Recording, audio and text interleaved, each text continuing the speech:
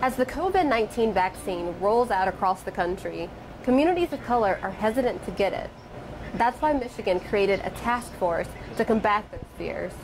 Michigan was one of the first states that was really looking at minority communities and getting that data, and what we knew was that there was going to be a problem. Our community had disproportionately higher numbers of infection and deaths.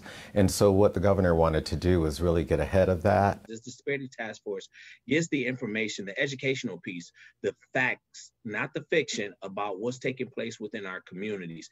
To get that information to communities of color, the task force is meeting people where they are.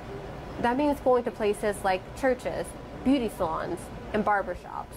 With the vaccine, I think that us in the black community are a little leery. We want to know what it's going to do first. Maybe not just us, other ethnicity groups might think that too. Ogden says some in the black community are on the fence about the vaccine.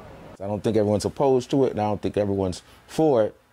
But once we know more about COVID and those things, then I think that's when people maybe will be more accepting of it. Mistrust in medicine has a long history in the black community.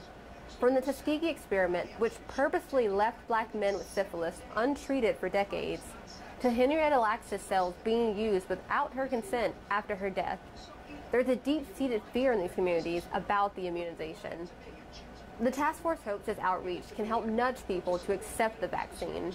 Health and Human Service Safety Department, we're launching a series of town halls that it'll be interactive, featuring our own Dr. Janae Caldoon and other health professionals to help answer the questions that the community has at large as it relates to their hesitancy or their apprehension about getting the vaccine.